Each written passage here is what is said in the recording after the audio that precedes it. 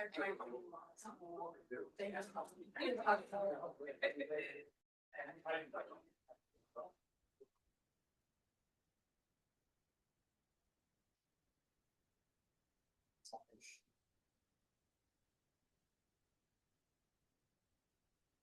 right, I'd like to call this Stanislaus Council of Governments meeting to order. It's right now at 6 o'clock and it's May 20th, 2026. Can you do a roll call, please? Member Chiesa, Here. Member Graywall, Chair Condit. Here. Member Chance Condit, Member Withrow. Here. Member Lopez, Here. Vice Chair Carr, Here. Member Swallen. Here. Member Escutia Brayton. Here. Member Wright. Here. Member Graham. Here. Member Gilbert. Here. Member Clausel. Member Hernandez. Member Phillips. Here. Member Gokin. Here. And Caltrans ex officio Sylvia Diet. Yeah. Mr. Chair, you have a quorum. Thank you, Shannon. If you would please all stand for the pledge.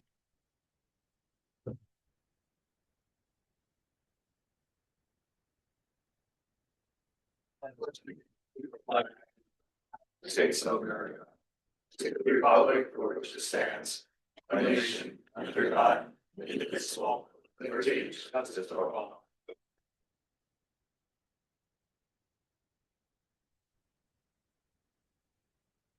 Okay, we're going to be moving up our Caltrans report before presentations. Sylvia, welcome to Stanislaus. Thank you. Good evening, everyone. My name is Sylvia Dayak. I'm the Office Chief for Transportation Planning at Caltrans in District 10. I have a few updates. Next Wednesday, we're going to be hosting the May is Bike Month here in Modesto at Roseburg Square. And the event starts at 10 o'clock and goes until about 1 p.m. So we're looking forward to seeing anyone there. And then most recently, Caltrans honored their 195 fallen highway workers at the 36th annual memorial ceremony in Sacramento. If anyone is interested to review or to look at any of the recent ceremonies, they are available online on the Caltrans website. We continuously complete our Clean California Community Days event in District 10. The most recent ones were held at the Tracy Community Cleanup and Tree Planting. We held one in Stockton where we had volunteers at the Port of Stockton office do a cleanup. We participated in the Love Turlock Service Day event at Donnelly Park in Turlock. And then there was also a Keep Calaveras Clean Community Cleanup event.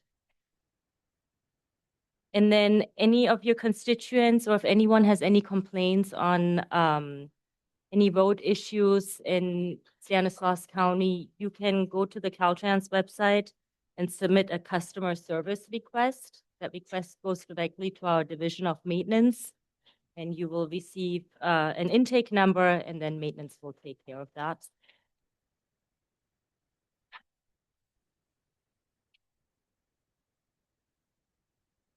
In the change of the season, we recently opened our winter passes, and the most recent areas that we opened was the eastbound State Route 108 Sonora Pass, which opened at Kennedy Meadows. State Route 4 at Ebbets Pass also is open for the 2026 season. And then State Route 89 at Monitor Pass is open at the State Route 4 and 89 Junction. And the John Erica West area has also been reopened as of May 5th. These are my updates. Thank you. Sorry, Sylvia, thank you. Any questions for Sylvia from the policy board? Go ahead, Mayor. I have one question. And you may not have this information, but I'm wondering if the number of fatalities from Caltrans employees is decreasing? So at the overall, well, at the memorial event, we celebrate or we think of all the fallen workers, but over the last few years for employees, I would say it has decreased. I can verify that. Yeah, I'd be interested to know the steps that are being taken to enforce highway safety so that our workers are protected. Okay. Thank you. I just want to take an opportunity to thank Caltrans for your partnership. in helping our staff here at Siancog out, get our OWP amendment out and our OWP out, and helping us develop a action plan for the audit as well. So just thank you for your partnership. It's, yeah, been great. Thank you. I'll pass it on. Thank you, Sylvia. All right, moving on to public comments. I have one public comment card. Milt?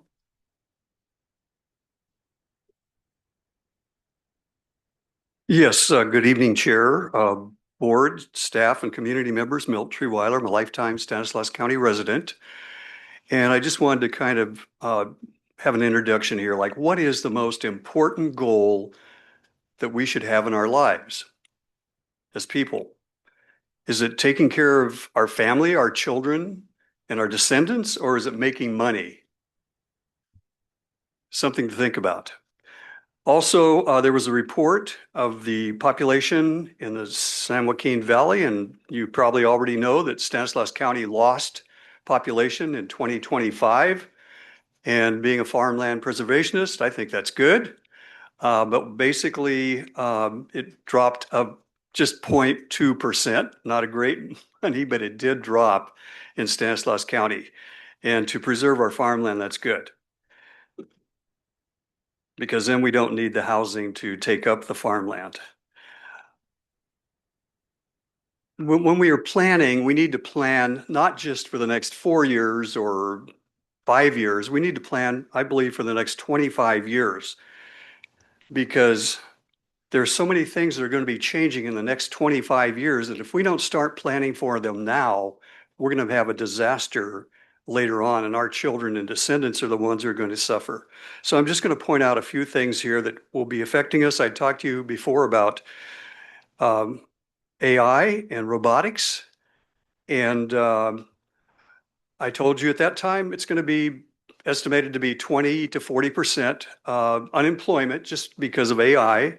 Artificial intelligence is just going to take over so many jobs. You see it happening already, even oddly enough, in the high-tech jobs, they're laying off people and replacing them with AI. So this is going to be a major concern over the next 25 years. Another thing is just something that not everyone has come to realize or want to acknowledge, and that's our planet is warming. There's no question about it. If you look at the chart, and I know it's hard to see it from there, but the red is the last 50 years, and you can see how much it's warmed, and it is continuing to warm every year, but not every year one over the other. It's one might be higher. 24 was the highest ever. 25 was actually lower than 24. So we just have to wait. I'm sorry, it was 23 was the highest. 24 was slightly large. 24 was the highest. Okay. 23 was slightly less than 24 and 25. So this is something we have to face. And what's causing this climate change? Well, we know basically that it's greenhouse gases, and that's the burning of fossil fuels, coal, oil, natural gas. That's what's causing it. The carbon dioxide that this is producing is actually trapping the heat in around our planet. It puts a blanket. You can visualize it as a blanket around our planet, and that blanket is holding the heat in. And we are now starting to put in a lot of these data processing centers. And what is that doing? It's using more power. We generate power by burning fossil fuels or natural gas or coal or atomic power. All these forms of energy produce heat. So we're not only getting the heat that's being trapped from coming from the sun and not able to leave the planet, now we're producing more heat. And even our cars are like little heaters. You know, you have a heater in your home in the wintertime. Well, our cars are just little heaters going around warming up the planet. So there's so many ways we're warming it. Something we've got to acknowledge and take care of. Another thing is world diseases. We had COVID, the COVID pandemic, and we know that you know there's been a lot of other diseases that have come up here just recently that are not major like COVID, but who knows when the big one could come again. And the third thing is major wars. We're getting into a lot of conflicts, and conflicts may not be the best thing for us. Maybe someone's going to say, no, no, no. Can you imagine? No, I can't imagine. I don't want to imagine that. So, and another one, again, I always talk about is food for our children. So we have to have food for our children. That means we want to preserve the best farmland on earth, which we have right here in Stanislaus County. All we need to do is build condos and apartment buildings, high-rise buildings. It's not a complex solution. It's just a matter of not this board, but other boards just stating that this will be R2, R3 development and not backing down from that. And that kind of sums it up. Thank you very much. Thank you, Milt. Thank you for being here. Any other member of the public like to speak on anything that's not on the agenda? Anything online?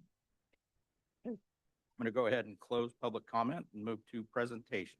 We have one presentation, State Route 132 West Project Update. Tony Harris. Good evening.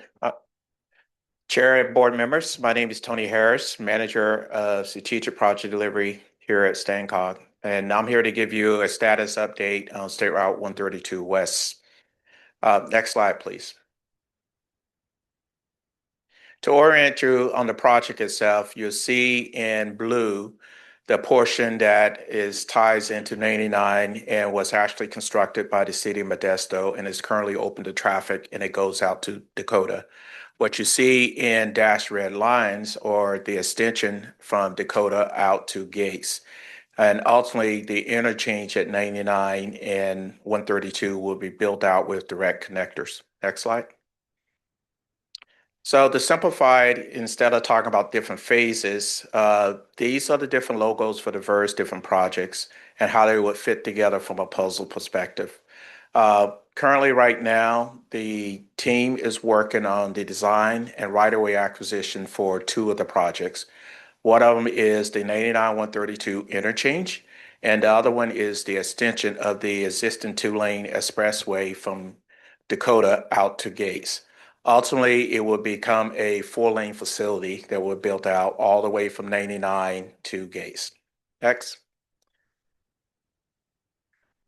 So, as I mentioned, the project that's currently in design and right away, and probably will be the next one to go to construction, is Gates to Dakota. It will be a two-lane expressway. There will be overcrossing bridges at Hart Road and also Dakota Avenue. No ramps, no connection, just overcrossing bridge. And it would tie back into the existing Route 132 West at Gates with a roundabout that in the future would become a ramp intersection for an interchange. Next. The other project that we're currently working on is the 99-132 interchange. If you travel on it today, you do not go directly onto 99. You have to go on these different side roads connections to actually get onto the 132 West. This would build direct freeway to freeway connectors where you can go to and from 99 in the northbound, southbound direction to 132. It would also reconstruct the Kansas Avenue interchange. So next. So as I said before, we're currently working on design right away and also getting the permits. Basically everything you have to do to be ready to go to construction. In the next few slides, I'm gonna give you a status of where we are. Next. So on Gates to Dakota, which is the two-lane extension, the 100% plan specific estimates have been completed, have been submitted to Caltrans for their review. We are continuing to work with Modesto Irrigation District and also the property owners on irrigation adjustments that are needed for the different farms that are out there. In addition, we are completing a environmental revalidation, which is something you're required to do after like 2 or 3 years, just to show what has changed, if anything, for documentation. So that's the design that we're currently doing on Gates to Dakota. Next. When it comes to permitting, because the Gates to Dakota was phased and we're not out building a full-lane facility or full interchange, we had to update their quality conformity. I'm pleased to say that we have gone through that committee and they have concurred with the results of that, and that was completed in April of this year. That's a huge accomplishment. And so with that, we are currently working on the addendum that we will submit to Caltrans this month. In addition, we will need a Regional Water Quality Board permit, and we already held our pre-application meeting with them, and continue to work with MID. We will need a utility agreement for some of their facilities out there prior to going to construction. Next. So on the interchange for design, we're currently working on the 95% plan specification estimates. We are targeting submitter of that to Caltrans next week is our goal on that part of it. And we need to continue to work with the city regarding the right-of-way impacts for the corporation yard and coordinate that part. And you can imagine also in the interchange area, because it's a little bit more built out, there are significant utility relocation and coordinating that we're having to work on. Next. So now I want to talk about right-of-way acquisitions and where we are. Gates to Dakota and right-of-way, there are 24 acquisitions that are needed. We have completed all the appraisals, we've made all the offers, and we have reached agreements on 5. The remaining parcel resolution necessities have been approved, and we are currently working to attain order of possessions that will allow us to go to constructions. Those hearings and discussions are on track to be completed by the end of this calendar year, January, there is.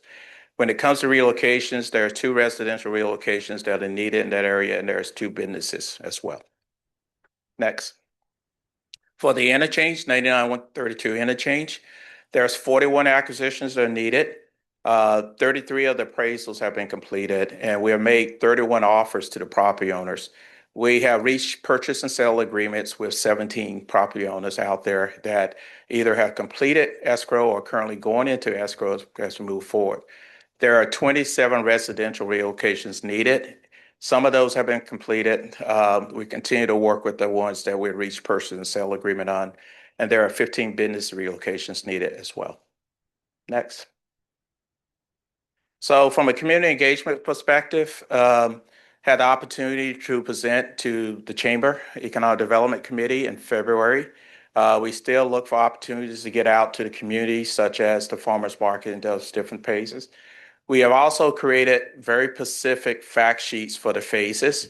The fact sheets we had before was for the entire project, and we found the need to have specific fact sheets for each one of those puzzle pieces I showed you before that goes along with it. So we've done that and completed that. And of course, we have the website, which we continue to update and post information. Actually, this update presentation will be on the website tomorrow, so public available. Next. So pre-construction activities. As you acquire property, there's things you need to do before you go to construction. So one is securing the property. So in the process of boarding and fencing and signage for the properties that we acquired, that's important. You have an item on your agenda that related to procurement for that in particular. We also, before we can do demolitions, we need to environmentally test the buildings. And we have a contract in place to do that. We can test them. We currently have an active procurement out there to actually hire a contractor to do building demolitions. I think it's scheduled to close tomorrow for submittals. So based upon the results on how that procurement go, I expect to bring a recommendation on that to your consideration next month. With the ag land in particular, as you acquire the property, it's important to remove the trees so that they don't create diseases and issues with the adjoining farms. So we will put in place in a contract so we can remove the trees in advance of construction. And of course, weed abatement. You have to control it until you get to construction in that regard. So these are all pre-construction activities that we are currently working on and working to put in place as we move forward. Next. So you will hear more, and one of the things about Gates to Dakota, Construction Implementation Agency. Short, who's the agency that will actually advertise, award, and administer the construction contract and hire a contractor? We have been in discussions with Caltrans, and the recommendations that we're going to want to bring forward is to have Caltrans take on that role in particular. And some of the reasons for that is their expertise and their resources they already have readily available to actually do that work. Stancog, if you were to do it, you would need to go out and hire additional consultants, additional staff to actually do that procurement, to do that advertisement, and administer it throughout the construction.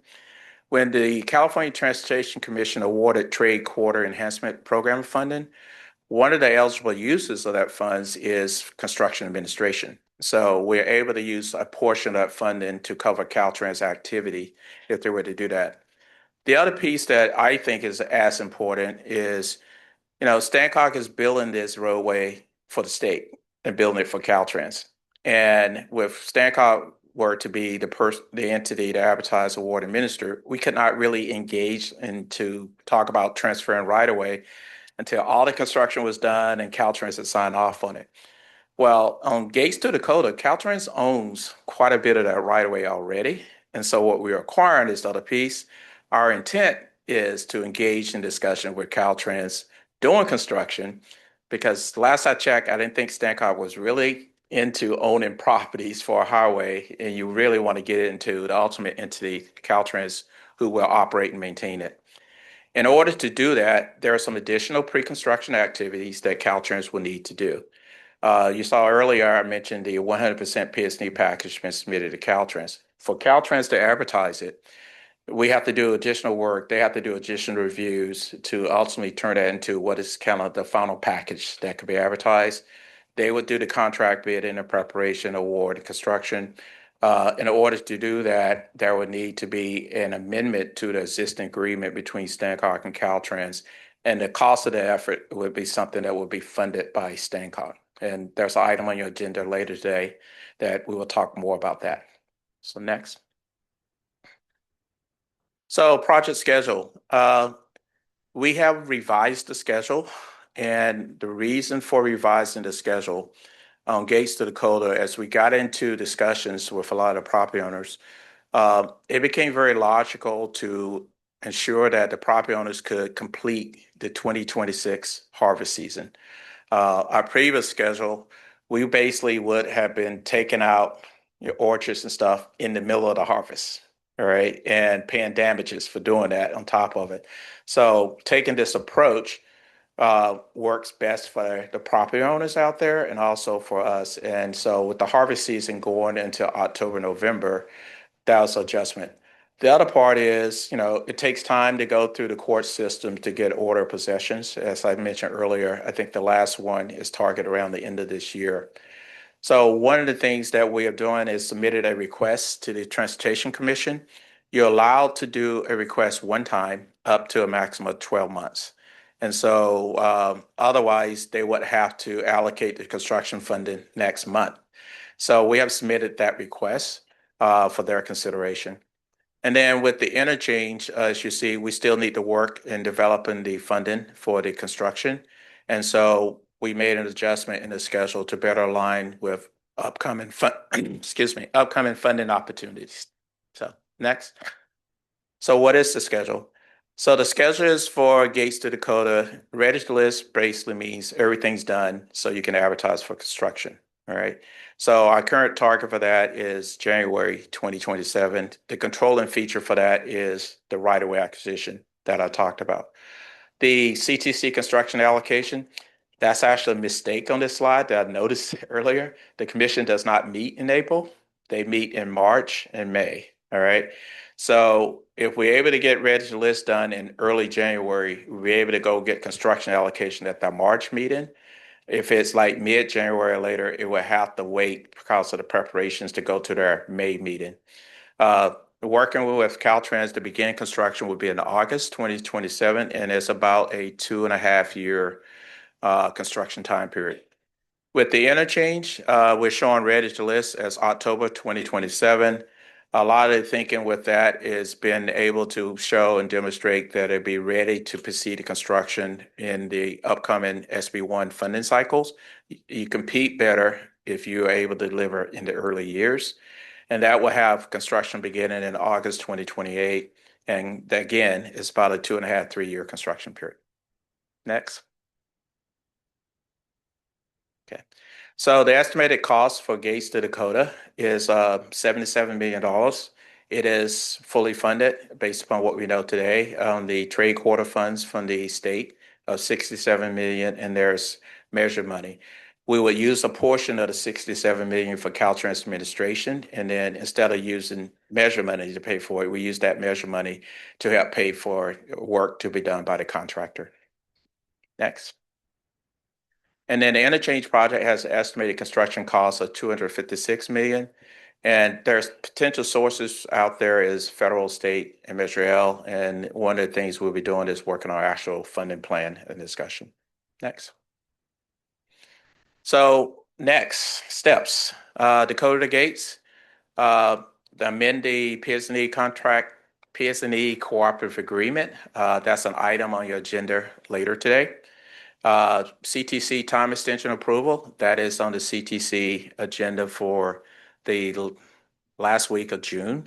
And so far, all things been positive. We just got minor comments and responding to it. Continue to complete the right-of-way acquisition, which is the critical path. And then as we prepare for construction, finalize the plan specification estimate and work with Caltrans to advertise the project. And then we will also need to do a construction cooperative agreement with Caltrans for that project. For the interchange project, there's resolution of necessities for acquiring the right-of-way that we need to complete and move forward. We will continue to have right-of-way ongoing negotiations even beyond the resolution of necessities, and we'll continue to work on the PS&E package. Next. For the pre-construction activities, we got to complete the procurement and execute professional service agreements for those activities I mentioned previously for boarding and fencing properties, demolishing the buildings, tree removal and weed abatement, and then we will continue our current effort to pursue funding for the interchange. So I think that brings me to my last slide, which I always like to put up. If you want to know more information about the project, we have a pretty robust website. You can scan the QR code, but if not, the actual website is easy to remember, sr132west.com. We have an email address, which is sr132west.com, and it's monitored constantly, and we respond to those things. So with that, I will take questions, which Thank you, is, I Tony, think, for the your- next slide. Thank you for your update. Any questions, for Tony? I have a question. Can the public ask now, or do we need to wait? Sure, if you want to come up and ask a question, go ahead. What Mr. Harris had just said, didn't he just say that? To the microphone. Didn't Mr. Harris just say that they would be pursuing funding for the interchange at a later date? Is that what I just heard? I need to get back to the microphone to respond. Usually. We have actively pursuing funding currently as we speak. The applications and working with Caltrans on getting agreement with them for a joint application. We've been working on that for 6 months or more, Sylvia, I think. And the applications to the CTC are due in November of this year. CTC will make decisions in June of 2027. So we are working on it constantly. Okay, so in that Hun, case, if you would just go ahead and ask all your questions. how are you expecting the people that are to give up their land prior to your having the funding? Is that all your questions? Well, no, it's not all of my questions, but that's one of the main ones. Also on our block, where the building that you're going to be taking on our block, we have an existing building. We've owned this land since either 61 or 62. And there's new construction within the same block that supposedly is being taken.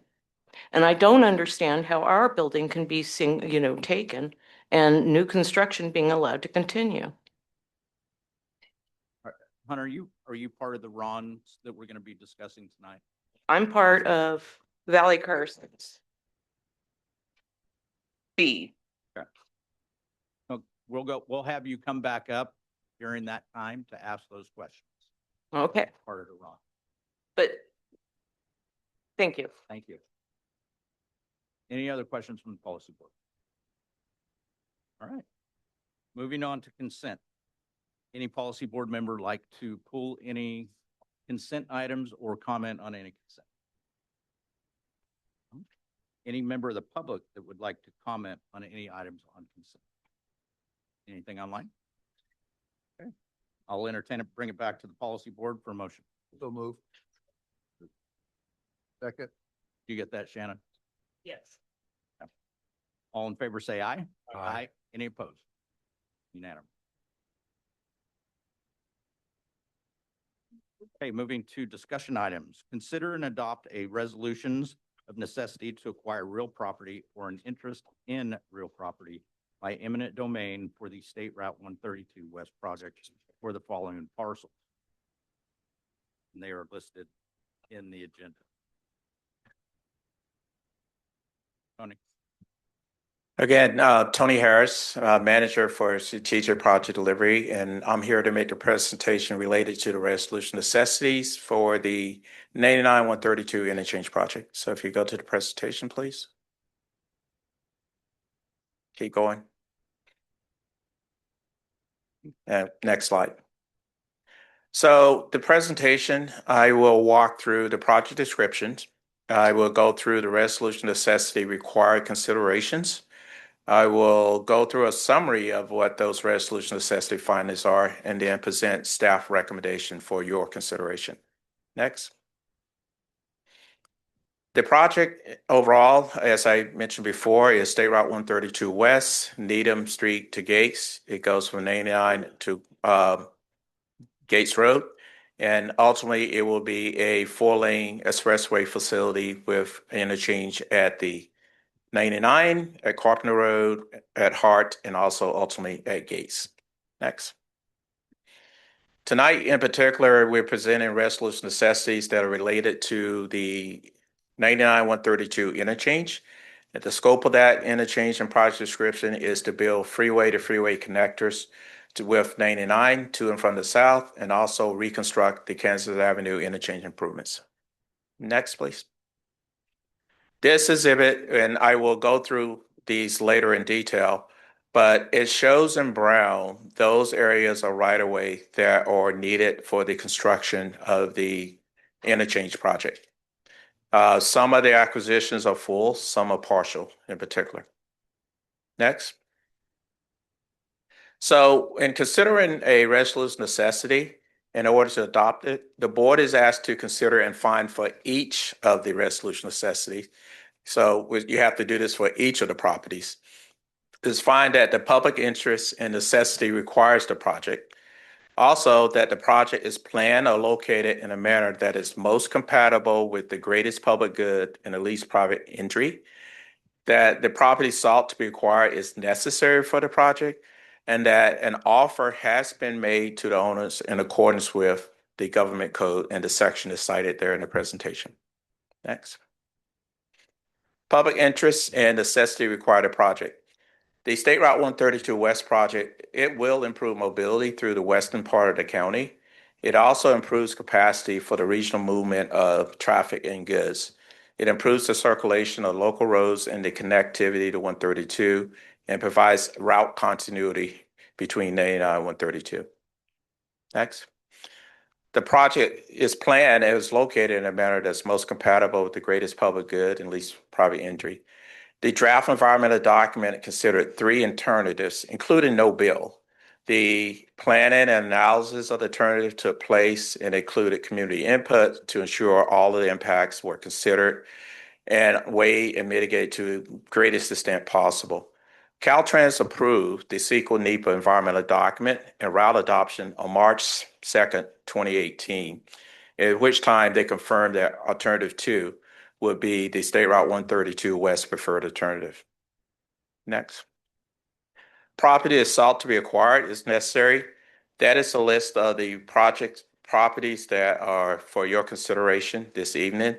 We have the Reza property, we have the Carson property, the A&O LLC, F9 property LLC, the Burrell property, the Asumiri property, the Leslie property, Vane property, Lawn property, Coteras, and Herbert property. This shows all of the properties that are under consideration tonight, but then I'm going to go through each one of them where we have a slide that we can show each property in particular. So next. So this is the Reza property. This property is a partial acquisition, and it is needed for the ramp connection, freeway to freeway connection from 199, from 132 to 99. So it's eastbound 132 to southbound 99 is needed for that construction of that ramp. Next. The Carson property, this would be a full acquisition.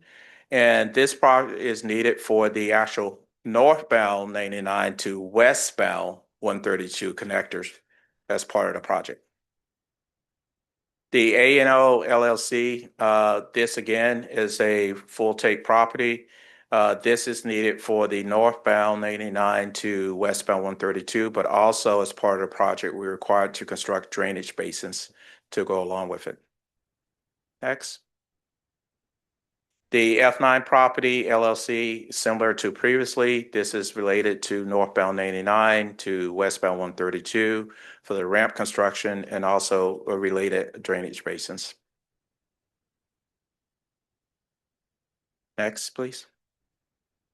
The Burrell property is a partial acquisition we have here in particular, and it is on the opposite side of the freeway, so it is needed for the eastbound 132 to the southbound 89 freeway to freeway connector. Next. The sorry, I'm fighting a cold today. The Mary property is on the needed for the northbound 89 to the westbound 132. It's also needed for drainage basin. It is a full acquisition. The Leslie property is similar. It's a full take. It's northbound 89 to westbound 132 and drainage basins. Next property. Again, the Leslie property are two properties adjoining and are needed for the same purposes. And the Vang property is on the opposite side of the freeway. It's a full acquisition and it's needed for the eastbound 132 to the southbound 190, southbound 89. Next. And the Lime property, this is a property that I don't know why we order it differently, throwing me off, but it's also it's needed for the ramp construction. It is a full take as well. And then the Coutures and Herbert property, this is one that's two pieces shown there. Overall, it's a partial take and related to it, and it's needed for the construction of the ramps in particular. So, next. So as required by government code, offers have been made to each of the property owners. What you'll see on this slide and the next slide is the specific dates that the offers were made. The actual offers were included with the staff report for your information. So next slide, please. Again, these are all the dates that we have made offers out there in particular. Next. Next, please. So for staff recommendation, staff is recommending to the policy board that you find that the public interest and necessity requires the State Route 132 project. Find that the project is planned or located in a manner that would be most compatible with the greatest public good and the least private injury. Find that the subject properties or interests are in as more specifically described in the resolution, and would note that there is a resolution for each of the individual properties that you've been asked to approve going forward, and they're all listed there for you in the staff report. Next. Find that offers as required by government code has been made to the parcel owners. And then staff is recommending that you adopt the resolution necessities in the form that are attached to the staff report, which is attachments 1A through 1K. I think that's questions. Thank you, Tony. Any questions for Tony? So we've made offers on the properties that haven't been accepted. How many people have taken you up on the opportunity to get a second appraisal? I don't have the exact number, but I can find that information out for you. Quite a few have done that. There's other property owners that we've been trying to negotiate with, but have not completed second appraisals yet. When we adopt the resolution necessity, our intent is to continue to negotiate. All right. This isn't the end. All right. We want to reach agreements with the properties, but in order to move forward and to have a construction schedule that allow us to demonstrate project readiness and enhance the ability to compete for construction funding, which is why we're here requesting a resolution necessity now. I guess my point is that it's typical we give them, and you have to give them some time, right? You give them an offer, but if if I was in the position, I would definitely get my own appraisal, and if it came in lower, I wouldn't tell you about it.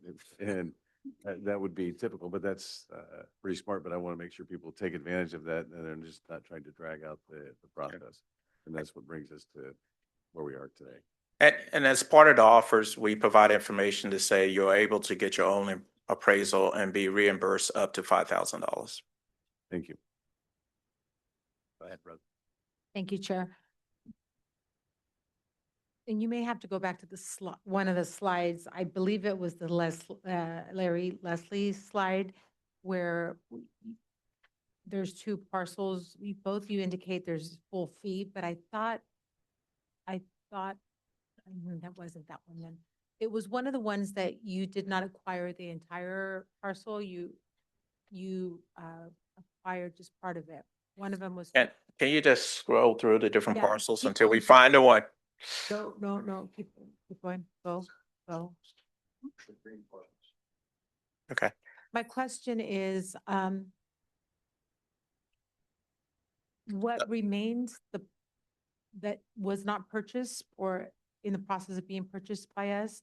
Does it remain a viable land for the landowner, or does just acquiring part of it make the whole space dysfunctional?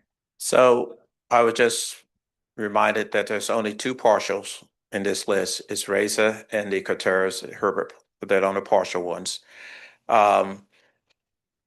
If the appraisal goes through and look at what we're acquiring and show we only need partial, but if the remaining portion is not viable, then we make an offer for the whole parcel. Okay. All right. So when you see partial, the appraisal has determined that the remaining portion is still viable. All right. But we do not acquire a piece and leave a piece that nobody can do anything with. We make an offer for the entire parcel. Thank you. Any other questions for Tony before we go to public comment? Okay, seeing none, I'm going to go ahead and open up in public comment. I do have a comment card. Rhonda Erickson is speaking on 25-68 President. Again, and Mr. Harris, I did leave you two messages in the last week and you did not. If you could address the chair and the. Excuse entire- me. Okay, I did, when we hired our appraiser and we have not received our appraisal back. But I called and I've left two messages from Mr. Harris in the last week. I did not receive a return. Personally, in our opinion, it's not right to take the land because I know you're not going to need it. It's not going to be utilized. They're asking for 256, million for the interchange? And it may be 2031. And if we give up our building, that means that it's going to just be sitting there vacant land for possibly 5 years? It's just, and on the same block where we are, there is new construction. Since I was down there 2 weeks ago and they were installing windows or they had just put windows in. And we're watching this new construction and then we're being told that we have to give up our land. And we have this thing full. We have all of the stuff. And we got rid of 2 other pieces of property. And we moved everything down there because after the first phase, we were told that we were no longer in the scope of the project. And so we went ahead and we decided we'd just keep the 127 and we would get rid of everything else. We got rid of everything else, moved everything down there, and then we get this, that you're taking it. And to us, it's not necessary. And I know that you don't care and no one does because it's not theirs, but there are people that have owned this land for a very long time and are very attached to it. We take pride in it, we take care of it. And it's killing us. And see, it's not the first time the city has tried to take this from us. We've been through this rodeo before. They tried to take it for the bus washing station once before, and we had to fight that. And that turned into a thing. But let me tell you, we were able to stop it that time. I know we cannot stop it this time, but it is something that it's not just people. You think it's just, old funky houses because the people there are poor, and it's not. It's a safe block. They gave us this list of the comparables to go look at the other properties. There's nothing in comparison to our building that we looked at. Nothing that my mother and I would feel safe going to see. We didn't feel safe going to visit them. We certainly wouldn't be able to put our stuff in there and then keep it. It's just, we've got this land. We want to keep this land, and we honestly don't think it's going to be utilized right away, and we think it's going to just sit there. And if you make us give up our land and then it just sits there, it's sinful. And to spend $256 million or whatever it is on this, with everything else that we need in this county, this is sinful. Thank you, Rhonda. Any other public comment on this? Come on up.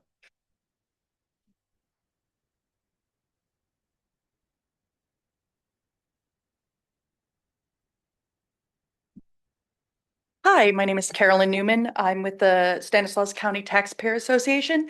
Mr. Pedro Contreras and I got to chatting during the meeting just now, and he is Resolution 2578 on your chart. He would love to get an appraisal. He has no idea who to go to. So, but it seems he has a business card in his wallet that is for somebody that's viable. But I would love if his representative, either from the city or the county, could have a chat with him, and then Mr. Harris have a chat with him, just to make sure he's on the right path. Because he is interested in having conversation, and as those of you who have trees and orchards know, doing the most harvesting, like the plan said, being able to harvest before the season. He's on the second half, so the interchange section. So it's the later section that hasn't even been fully funded yet. So he's got a little bit of wiggle room for time, and he would like to have that so he can get that appraisal and then maybe even be able to harvest his trees. Yeah. Yeah. Great. We'll have him meet with staff. Great. Thank you. Make sure we have his, Carolyn, just make sure we have his contact information. Sure. Okay. Any other public comment? Nope. General question, is this the same procedure that's followed throughout California, or is this the procedure that's just followed in Stanislaus County for acquiring private property for construction like this? Same procedure, Mill, throughout the state. Any other public comment? Anything online? Okay, I'll bring it back to the policy board for comments and motion. I just want to ask about Mr. Contreras. Is it the one on 638 Elm? That's it.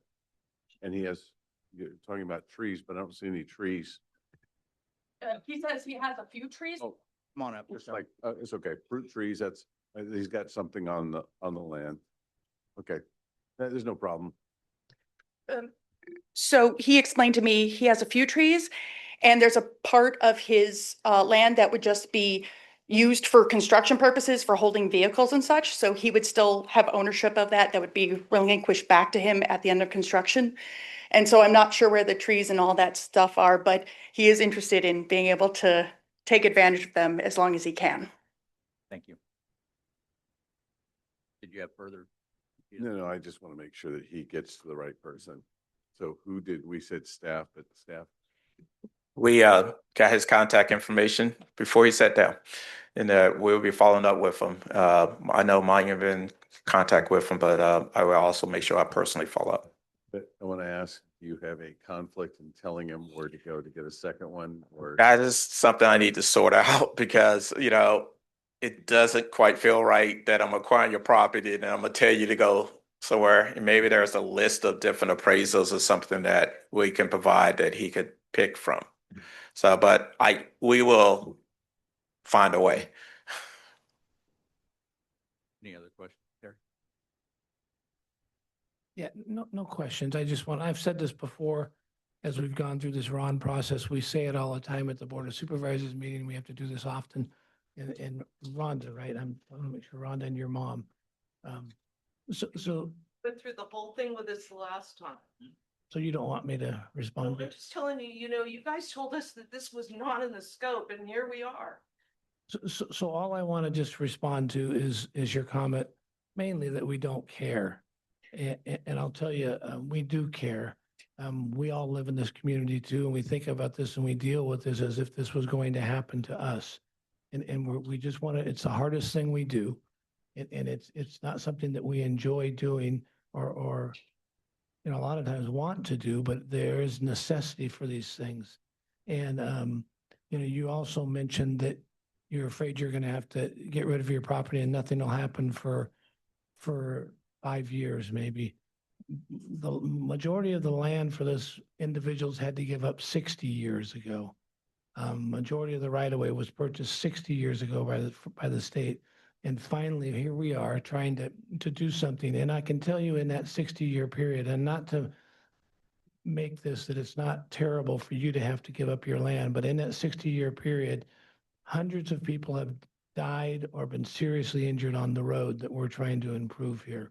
Lives lost. And you guys, it's difficult for you. We understand. We don't want to have to do this. But there's this greater good that we have to look at to try to, to accomplish these things.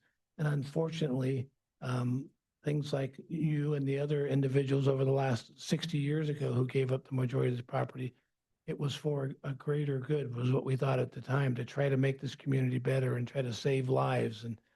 And so we know how hard this is for you. We don't enjoy doing it all. We do care very much about you and your property, and we're doing everything we can to try to make this, to minimize the impact to you on this. This whole thing is unnecessary. That's the whole. Rhonda, the comment period is over. Now it's time for the policy board to discuss it. I'm sorry. Any other comment? I'll entertain a motion. I will make a motion to approve staff recommendations. I have a first and a second. Would you please do a roll call vote? Member Gilbert, Yes. Member Phillips, Yes. Member Gokin, Yes. Member Hernandez, Yes. Member Lopez, Yes. Member Wright, Yes. Member Graham, Yes. Member Scutia Brayton, Aye. Member Swallen, Aye. Member Withrow, Yes. Member Chiesa. Aye. Chair Condit. Aye. And Vice Chair Carr. Aye. Mr. Chair, it passes. Thank you. All right, moving on to next agenda item B, adopt resolution 25-77 approving the fiscal year 2026-27 final budget and overall work program. Karen. Thank you, Mr. Chair. Good evening, members of the Policy Board. My name's Karen Dunger, and I'll be taking this item. The item before you is the budget and overall work program for fiscal year 26-27.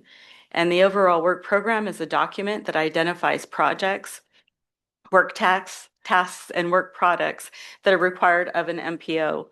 The draft overall work program was submitted to our funding partners, FHWA, FTA, and Caltrans on March 12th for their review to ensure that our work plan aligns with federal guidelines and that our funding is appropriately allocated for those objectives. Next slide, please. Schedule 1 in your agenda on page 338 details in full StanCog's funding for sources to support the fiscal year 26-27 expenditures. This table on your screen relates specifically to the new federal funding allocations for 26-27 and remains fairly consistent with previous years. Additional federal funds on Schedule 1 are estimated carryover funds that StanCog expects to be available after the year-end process and the certification by Caltrans. Next slide, please. The new state allocations are also consistent with with fiscal year 25-26. SB1 funds will be fully exhausted at the end of this year, and there are no new SB1 funds for next year. Our REAP administration funds are StanCog, are funds that StanCog already has, and they expect to use in this next year. And the remaining carryover funds on Schedule 1 are also estimated to carry over from previous fiscal years and are expected to be available for use in 26-27. On Schedule 1, you can also see a full breakdown of our local revenues. Typically, these are the same types of revenues every year.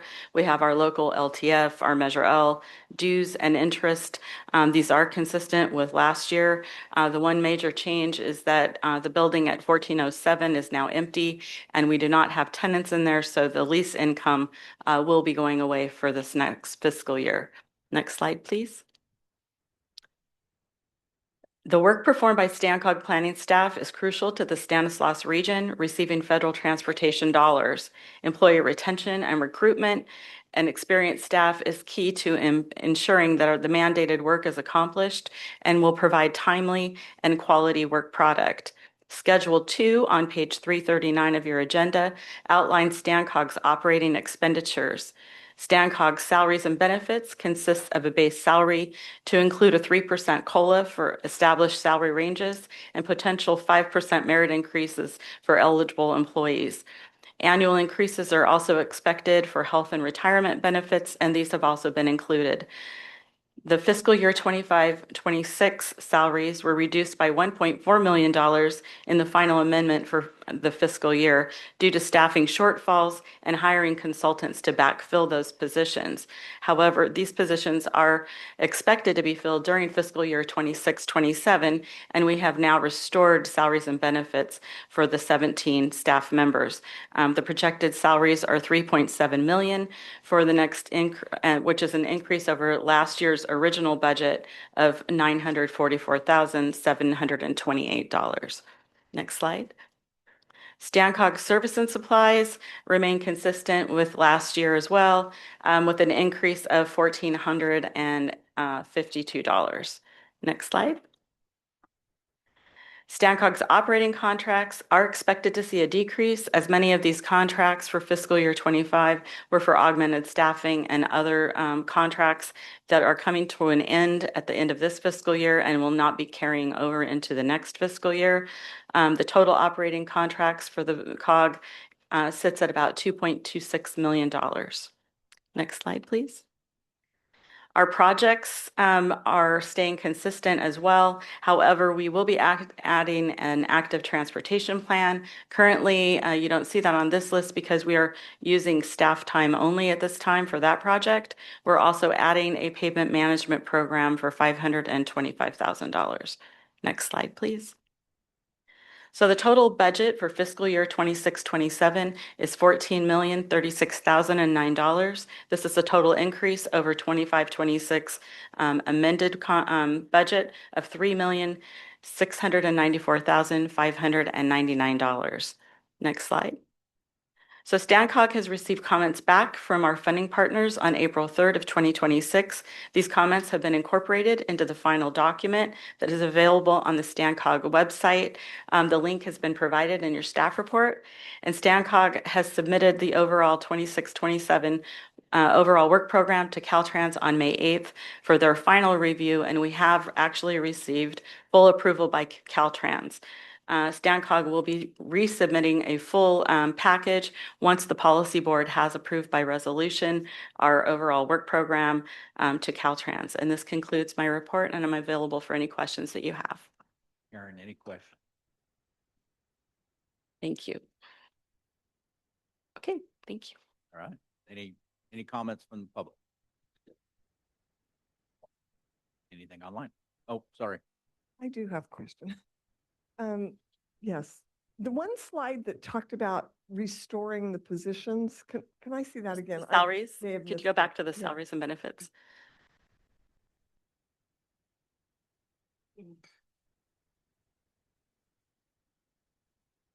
Yeah, so I was confused.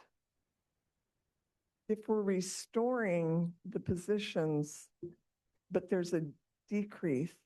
There was a decrease overall for the comparison to the two years, the original budget for 25-26. However, at the end of the fiscal year, for this final amendment for this fiscal year, we decreased our salaries by $1.4 million. So we actually took position money away for the amendment to cover some of those contracts that we brought to you in, I believe it was April. So this is fully restoring our salaries. And so, yeah, there actually is a decrease even over last year. We have actually gone from 21 positions last year to 17 positions this year. I'm sorry, I should have said that earlier. But yeah, that's why there is a decrease actually, because we are decreasing the number of positions that we do have. All right, thank you. Thanks. Mayor, that I I'll just, oh, that's all right. Nick, I'll just make a comment at the end. Okay. So no public comment? Anything online? Okay, I'll bring it back, Mayor. So my understanding with this being the overall work plan, that this is a portion, it's the budget, but we're working on developing a budget where we would see the complete picture regarding expenditures and what is remaining in what accounts and that budget. Well, this actually includes, this is our operations budget. We discussed previously with the interim director, separating it out and having, adopting a separate budget than the OWP. But we proceeded this year with including it with the OWP, and we'll work on that next year. However, we do plan on establishing regular quarterly reporting on our budget's actuals and fund account balances. I mean, that's a standard that every, government organization should do, and we plan on doing that. Thank you. Any other comment? All right, I'll entertain a motion. So move. Second. I have a first. And a second. All in favor, say aye. Aye. Aye. Any opposed? Yeah. All right, moving on. Next agenda item C. Adopt resolution 25-79 authorizing the executive director to execute amendment 1, the Caltrans cooperative agreement for the State Route 132 West Plan specifications and estimate, Dakota Avenue to Gates, and an estimated cost of $916,400. Tony here. Good evening again, Tony Harris, Manager of Strategic Project Delivery. Short presentation. Next slide, please. As I did in the update, this is related to the Gates to Dakota project, which is next up to go to construction. It would construct a 2-lane expressway with the overcrossings at Hart and Dakota with the roundabout at Gates. Next. We are in design. We have the 100% PS&E package at Caltrans, and the next step would be to work with Caltrans to complete the final PS&E package so they could be advertised. Next. It's funded for construction. The construction cost is $77 million and is funded through Trade Court Enhancement Program from the California Transportation Commission and Measure L $10 million. Next. So the request currently right now, Stancock is designated as the construction and implementing agency. That means Stancock will be responsible for advertising, awarding, and administering a highway construction contract of approximately $77 million. Currently, Stancock does not have the resources to administer, and I don't know what happened to my slide, but administer a highway construction contract of this magnitude. And in order for Stancock to do it, Stancock would need to hire staff and consultants. And then upon completion of construction, then you could begin the discussion of transferring ownership to Caltrans. So next slide. So instead, we basically come to a conclusion of wanting to recommend that the Caltrans become the implementing agency. Caltrans has the expertise and resources to administer these highway construction contracts in particular. This reduced the risk to Stancock. I mean, Stancock is still the sponsor of the project and still responsible for funding it. We can use a portion of the Trade Court Enhancement funding to cover Caltrans' costs for administering construction. And the intent is, if we go with this approach, we will begin discussions with Caltrans about transferring ownership prior to completing construction, since they already own some of it, There's still some right of way in phase one that the city still owns that haven't been transferred to Caltrans yet. And my goal is to make sure Stancock is not in that situation by getting the transfer as fast as we can. In order to do that, there are some pre-construction activities that Caltrans needs to do on a reimbursed basis that will be funded by Stancock. That is working with our team to finalize the PS&E package, to basically prepare the contract bid documents, and to actually award and administer it. Caltrans has given us an estimated cost of $916,000. This would require the amendment of the existing PS&E co-op agreement that we have with Caltrans to provide that funding. The initial would be $100,000 deposit at Caltrans, and then we will work together with Caltrans with the goal of not spending that much. All right, is what the goal would be. The $916,000 is probably comparable to what Stancock would have to spend if it went out and hired staff and consultants to do this as well. So next. So the recommendation is that the policy board adopt a resolution authorizing the executive director to execute an amendment 1 to the Caltrans cooperative agreement for PS&E for Dakota to Gates, and use the local funds to pay Caltrans to administer award, to advertise, award, and administer the project. And with that, I'm open to questions. Thank you, Tony. Any questions, Tony? Seeing none, I'll open up public comment. Any public comment on this agenda? Anything online? Okay, I'll bring it back to the board for a motion. So move. Got a first and a second. All in favor, say aye. Aye. Any opposed? Unanimous. Moving to D, approve the updated positions on the state bill matrix and receive state and federal legislative reports. Amber. Thank you, Chair. So this item is an update on some federal and state legislative matters, apologies, and an update on the bill matrix that the board approved positions on previously. Now that there's been changes to these bills, we've provided kind of updated positions for your consideration. There's about 5 where we've updated those positions. There's a lot going on.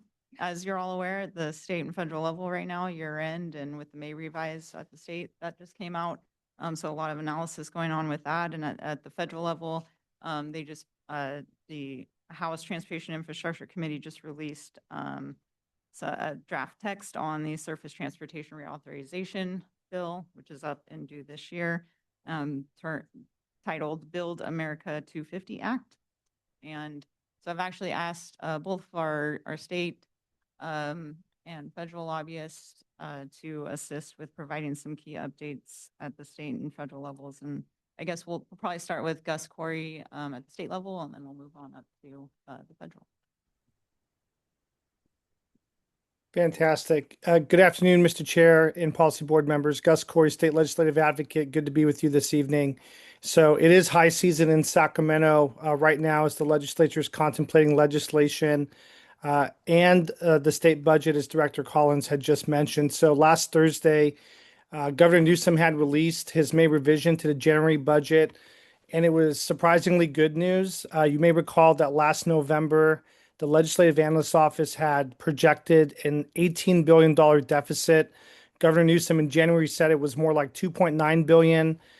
He was banking that the stock market would remain strong because we basically rely on personal income tax, corporate tax in order to fund the general fund along with sales tax. And so we the governor mentioned that we've taken in $54 billion more than expected since last November, and we currently have a $39 billion reserve. And so he's solving for an 18-month budget.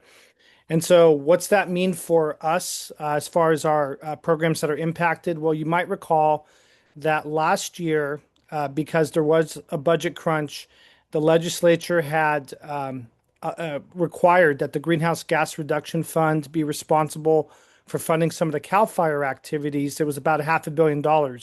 So because there's a surplus, they're going to back out that money. So there should be capacity for them to make good on some of the commitments for our multimodal obligations. And so, but But I think that's in question right now, just given what the governor and the Air Resources Board are proposing. So last year, and they extended session by one day, you might recall, last year, the legislature extended the Cap and Invest program. The significance of that program is that it provides resources for the high-speed rail project, which does have a benefit to ACE, to Valley Link, to the San Joaquin service, as far as expanding and maintaining service there. For Stan RTA to be able to access funding for operations and for capital purposes. And we were told that there would be market stability where there would be more resources dedicated towards those programs. So they projected about $4.2 billion coming in. But what's happened is the industry's kind of backed off wanting to buy the auctions because the Air Board is in the process of some proposed amendments to prevent what they call leakage. So this is where utilities will operate out of state and just, send their electricity and transmit it so that they skirt some of the California laws. And so the administration is wanting to be a little bit more stringent upon that. And so there's no obligation for the utilities to purchase these credits. And so 2 refineries are already leaving the state. Phillips 66 in Wilmington in Southern California shut down. Then Valero, the old Chevron refinery, is ceasing operations too. So what the governor wanted to do is, in order to have stability, he said, we want to be able to allow them to purchase the credits, and then we want to give greater rebates back to utility payers, which they've been doing since 2014 when cap and trade was first conceived. The problem is this is going to wipe out all the funding for transit. It'll impact passenger rail and even funding for our air conformity. There's about $250 million at risk there. And that just makes it really frustrating for us as an MPO, as a COG, when we're putting together our plans, our sustainable community strategies, to qualify for accessing state funding.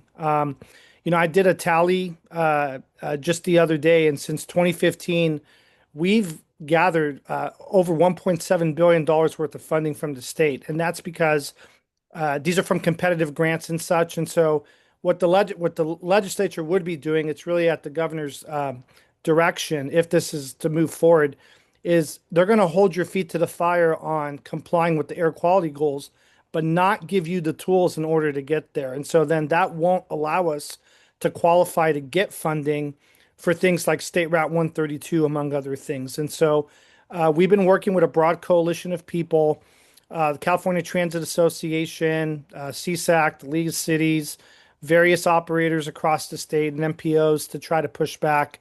And we're hoping that there's going to be a resolution here, as the legislature has to get a balanced budget to the governor by June 15th, and then he has to sign something by June 30th.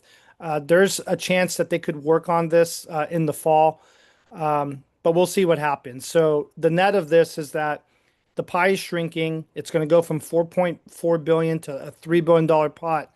The governor's wanting to capture the balance, and if it wipes out all the funding, then again, it's just more of an uphill climb for us. And so we'll definitely keep you posted. We've been working with the Valley delegation, Central Coast delegation, where the speaker and the pro tem are both from the Central Coast. So it's resonated with them. It's not what they had envisioned when they passed Cap and Invest. And so we'll definitely keep you posted on the developments there. I'll stop right there before I just touch on 2 quick bills. Mr. Chair, to see if folks have any questions on the budget or on kind of what's going on with Cap and Invest. And just for reference, my report is on page 360 in your packet. Any questions for Gus so far? You're clear, Gus. Keep going. Okay, so we'll make this quick just on the 2 bills. So I referenced 2 that I want to bring to your attention. There's a couple highlighted in the packet. One bill died. It's AB 2722 Ellis. So any bill that tried to suspend the gas tax kind of went by the wayside. It's been a popular conversation, but folks don't really want to go there because that's really the bread and butter of how we get funding, how we leverage funding for Measure L to be able to deliver on projects, and that's true for everybody else statewide. But the 2 bills I want to bring to your attention. So Senate Bill 1087 That's the big one that's looking to modernize SB 375, which is when we put together these sustainable community strategies that get approved by the Air Board on what is your greenhouse gas reduction target number? Can you reduce VMT? What are you doing with respect to housing? And all that matters again so that we can qualify for some of the SB1 programs or other grants that the state makes available. So they're trying to provide more flexibility to give us more time to go to 8 years instead of 4 and putting these documents together, getting rid of any kind of ancillary documents that cost us hundreds of thousands of dollars. And they really don't do anything. It's like, hey, if, here's our plan. And then they would force you to say, well, if you can't meet the plan, can you come up with another document that gives alternatives? And so just kind of folding those things together and streamlining the process. There's some CEQA streamlining, or this wouldn't be subject to CEQA, which it has been previously. Those are all positive things. There would be a regional committee established to talk about some of the targets. And because we're in a non-attainment air district, this is a big deal, of course, because we have a harder time than many other MPOs, across the state in qualifying to continue to receive these transportation dollars. So once the bill, it's on the Senate floor, once it gets to the Assembly, we'll be more intentional about making sure that our interests are represented where it is a flexible document. It's not onerous or putting us at a competitive disadvantage with things like they want to take total inventory of all traffic on the state highway system as if it's, Stanislaus residents that are contributing 100% to that. And it's not. I mean, everyone's driving through our backyard. So, they need to be able to come up with funding to address some of those issues. We're doing our part by being a self-help county of bringing resources to the table. And our geography is our geography. I mean, all of us, when we've gone to Sacramento, have talked about we live in a bowl. Agriculture is our biggest industry. We have a less densely populated area than Los Angeles or San Francisco. So the state needs to be more intentional and mindful about some of those realities.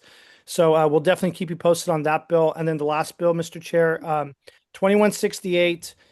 This is a bill with respect to your state transportation improvement program. This is one of the few flexible programs that we get from the state where you could spend it on what you want. So it could be on highways, it could be on rail, it could be on active transportation. And the author's intention is to try to use the STIP. And we've testified on this, because we leverage, either for North County Corridor or for State Route 132 or whatever the project is, to have that flexibility for ACE and such. The author, Buffy Wicks, who's from Alameda County, she wants more MPOs to dedicate funding towards active transportation projects. And if you do that, you get a higher preference in the state's active transportation competitive program, which is frustrating because our STIP amount is about $8.8 million. And that includes a carryover of $1.5 million. So we're a smaller county with limited resources. You guys have multiple needs, and yet it's going to wind up advantaging the bigger counties that have more flexibility to dedicate resources towards other modes. So we wind up getting shut out. So then projects like we got an ATP grant award for Empire. And so that might be less likely if we can't dedicate enough to be competitive. And so we're recommending an opposed position on that bill. So that's, one of the few bills that are, somewhat concerning. And so we'll be working on that one on your behalf. So that concludes my report. I'm happy to answer any questions on what's in the memo or what's in the bill matrix for you. Thank you so much. Thank you, Gus, for your report. Any questions for Gus? Seeing none. Thank you, Gus. Jen? Welcome. Hey, good evening, everyone. Thanks so much for having me this evening. I appreciate having the opportunity to brief the policy board on the latest developments back here in Washington, D.C. And I'm actually joining you on the equivalent of Christmas Eve for all of those in the transportation field, as tomorrow the House Transportation and Infrastructure Committee is set to mark up the legislation that was just introduced here on Sunday, the planned successor to the Infrastructure Investment and Jobs Act that is known, at least in the House, as the Build America 250 Act. So on Sunday, House T&I Committee Chairman Sam Graves and Ranking Member Rick Larson jointly released legislative text for the Building Unrivaled Infrastructure and Long-Term Development for America's 250th Act, Build America 250 Act, otherwise known as BA 250 in our circles back here. And it would reauthorize federal surface transportation programs for the next 5 years. Now, of course, this House proposal comes from one committee of jurisdiction. Over in the Senate side, there are several committees that have jurisdiction over federal surface transportation policy, including the Senate Banking, Housing and Urban Affairs Committee that oversees transit, Senate Environment and Public Works Committee that oversees highways and safety, and then finally the Senate Commerce, Science and Transportation Committee that oversees rail and safety. They have yet to introduce their proposal. They were awaiting the House's lead on this. And so it remains to be seen if the Senate has a sincere intention of proposing legislation well in advance of the expiration of the Infrastructure Investment and Jobs Act. That's going to happen September 30th, 2026. But I think if we start out now with this good pace in a truly bipartisan effort, I think many folks who are observers of transportation policy think this is really a good faith compromise between the chairman and the ranking member. Then the hope is that over the summer, the House and Senate can work together to work out any kinks and hopefully get something done by the end of September. But there is a chance we may need to see a stopgap extension of the IIJA. Now, I want to remind everyone, the IIJA was atypical in the grand scheme of transportation measures. That truly represented a once-in-a-generation investment that was intended to generate economic stimulus in the aftermath of the pandemic. It coupled a $550 billion surface transportation reauthorization bill with an additional $750 billion worth of investment in energy, water, and broadband infrastructure. That's not the normal structure of a surface transportation bill. So for this forthcoming bill, we expect to get back to basics funding roads, bridges, transit, and rail from federal fiscal year 2027, which starts October 1st of this year, through the end of 2031. The BA 250 proposal would authorize $580 billion for roads, bridges, transit, rail, and safety. And that includes $447 billion worth of contract authority off the Highway Trust Fund. That's basically set spending levels moving forward. And it also includes an additional $106 billion of funding proposed that would be subject to annual appropriations, meaning that it's not set in stone. Congress would need to go back and appropriate these funds on an annual basis. That $106 billion includes $65 billion for rail programs and then another $41 billion worth of excess discretionary grant programs. When we look across the different modes of transportation at the U.S. Department of Transportation, the Federal Highway Administration would see a roughly 8% increase in funding, receiving $376 billion of this funding. FTA walks away with approximately a 5% decrease, only about $87.6 billion worth of funding. And then the Federal Railroad Administration really takes the largest hit here. We saw a substantial investment of about $106 billion under the IIJA. Now FRA would be set forth with about $64.7 billion here moving forward. I want to just note quickly, lawmakers are choosing to try to address the solvency of the Highway Trust Fund, which is set to become insolvent as early as 2028.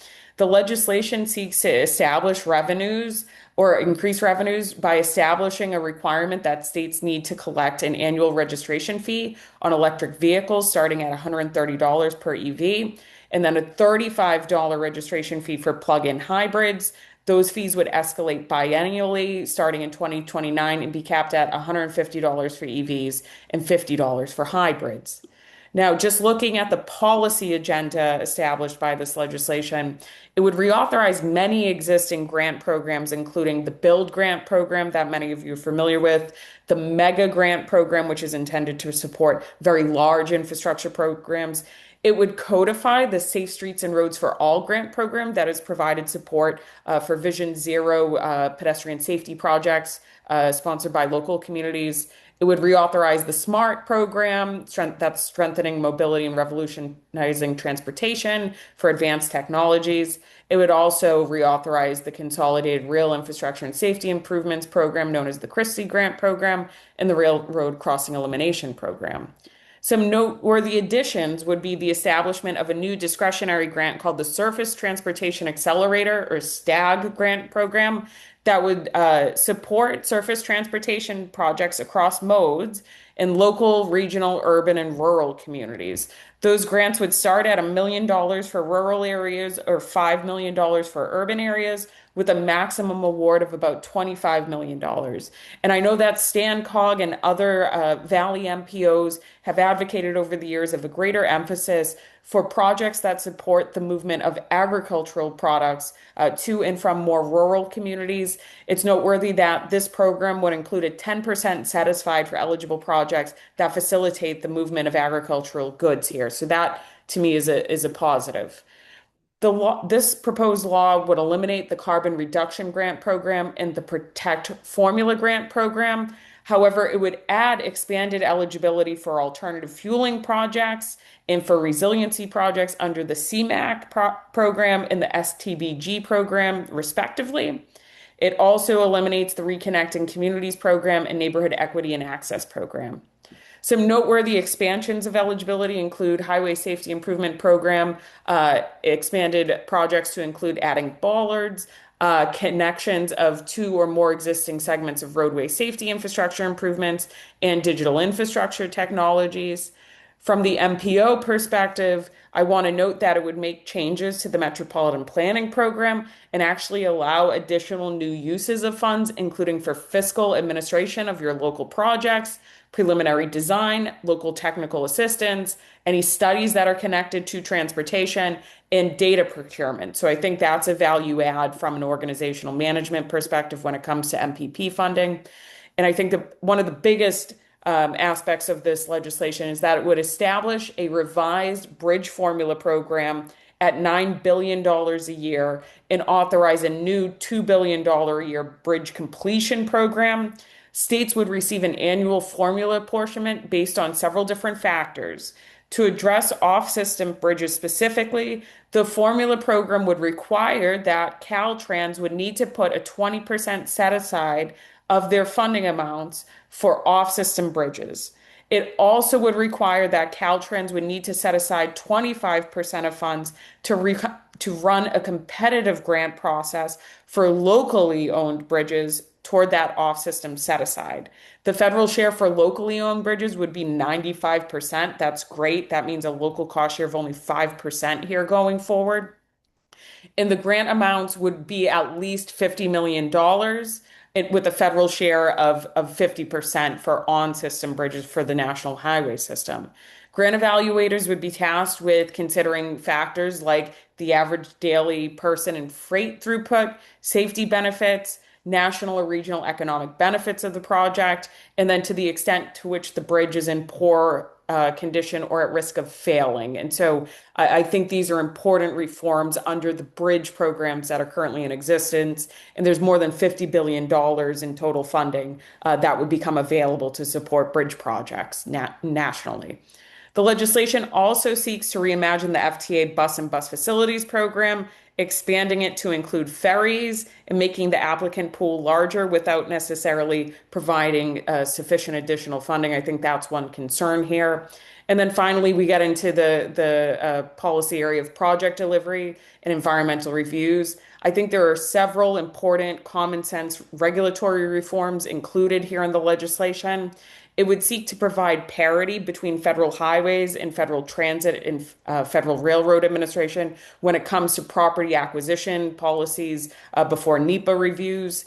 It would actually encourage the Secretary of Transportation to designate a single modal administration to serve as a lead federal agency and clarify exact timelines and page limits for the NEPA review process. It would increase the cost thresholds for which projects can qualify for a categorical exclusion of limited federal assistance. So now any project that would receive less than $12 million worth of federal assistance or projects that have a total project cost of $70 million would qualify for CADX exclusion. So I think that's helpful. We're also seeing some CADX reforms over at Federal Transit Administration, giving project sponsors the ability to construct, repair, or replace transit shelters within existing right-of-way without needing to perform a NEPA review on that. On the highway freight system, there's really a chance here to refocus the National Highway Freight Program to emphasize high priority corridors to help enhance agricultural goods movement. It actually would encourage the Department of Transportation to consider the movement of ag products and access to facilities when a state designates critical rural freight corridors. So that could be helpful from a funding perspective going forward. And finally, just worth noting for anyone in the Valley, it would seek to create a working group to assess the California High-Speed Rail project and restrict any further federal funding to the project until either the group's production of an assessment or 2 years following enactment of the bill, which I know can complicate some of the planning going on back there. Nevertheless, that's just a very high-level overview of the legislation as it was introduced on Sunday. The T&I committee is going to mark it up tomorrow, so we're all excited to see that. We'll be monitoring it closely. As a reminder, the IIJA expires September 30th of this year. I would note that the House Transportation and Infrastructure Committee Chairman Sam Graves, who's very popular, is set to retire at the end of this session of Congress, and he sincerely hopes that he'll have the opportunity to oversee the reauthorization process. And to date, he's had the support of his ranking member, Rick Larsen of Washington State. So we think that the Build America 250 Act really represents a truly bipartisan effort that could keep Congress on track to get something done this year. Of course, if the Senate fails to move in a timely manner, we might see a stopgap bringing us into next year instead after the midterm election. So exact timeline remains to be seen, but I think everyone feels pretty hopeful about what is included in this legislation. With that, happy to take any questions you may have. Wow, Jen, that was quite a bit. That was a lot. Sounds like the federal government found a money orchard too. Yeah. Yep. All right. Any questions for Jen? Hi, Jen, this is Rosa. Just wanted to know if your reference to the formation of a high-speed rail group, is that in your report or is that, did you? No, so this legislation was just introduced this past Sunday, so I apologize. Our report does not reflect this, but we sent in a summary of this legislation to the executive director earlier this week.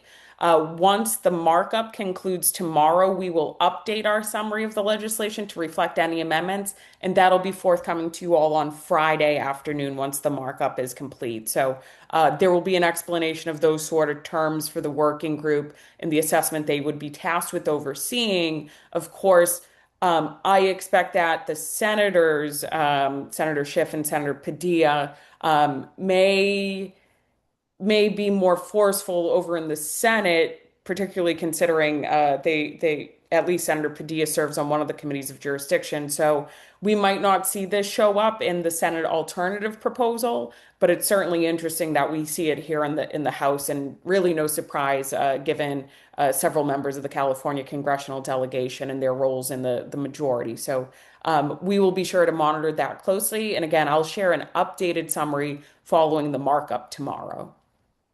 Thank you. Any other questions for Jen? All right, I'm going to open it up to public comment. This is an approved agenda item, so go to public comment. I knew you had something else. No, it just came up. It's just, why are we supporting this high-speed rail? It is a total waste of money. It's never going to do any good in California. We spent billions of dollars on it. We could have put this money into solar, energy projects. We would probably be 50 to 75% solar power now in the entire state. And what we have is just a pile of crap. Stop it, please. Thank you, Milt. Anything online? All right, I'll bring it back to the policy board for a motion to accept. I'll move. I have a first. I have a second. All in favor, say aye. Aye. Any opposed? No. No. Okay, moving on in the agenda item, you do have informational items. Hopefully everybody's got to take a look at that. Had our Caltrans report, which is number 9, and so we are at the executive director report.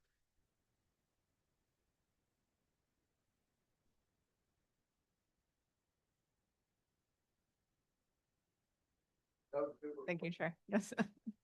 Okay, this is only a 20-minute report, so no, obviously a lot has been going on. We had a lot of updates this evening, so I'll make this really brief and short.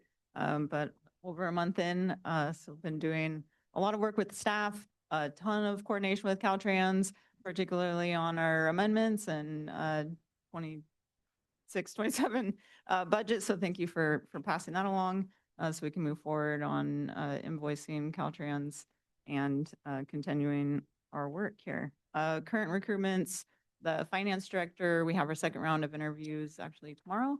So have some really good, strong applicants and hopeful to hopefully see at the August meeting, you'll hopefully see some new faces here because we also did planning director interviews and making an offer on that position as well, and have an engineering manager position applying right now. We're trying to get staffed up in critical leadership positions so that we can continue to move forward. A couple RFPs out for the IT services, and then we'll be putting out the legislative support RFP as well as those are up. And I think that I will end there, given the long night, and just appreciate the board's support in my first month. Thank you, Amber. Any questions for Amber? All right. Moving right along, member reports. Anybody got a report? Mayor. And guess what's happening in Modesto? More construction. Road construction. So on May 5th, 2026, council awarded a $3 million contract to United Pavement Maintenance of Houston for the next Measure L funded project for Coffee Road from Scenic to Norwegian. The project is a pavement rehabilitation project that will provide 3 mid-block crosswalks with upgraded bicycle facilities and safer pedestrian crossings. It was mentioned in the federal report about Safe Streets for All, which the city of Modesto is a part of, with the goal being 0 fatalities. So construction is expected to start this summer. That's it. Thank you, Mayor. Any others? All right. We do have closed session tonight. Thank you, Mr. Chair. The board will be adjourning to closed session to discuss items 12A, B, and C as identified on the agenda. Thank you. We'll be adjourning into closed session. The other two?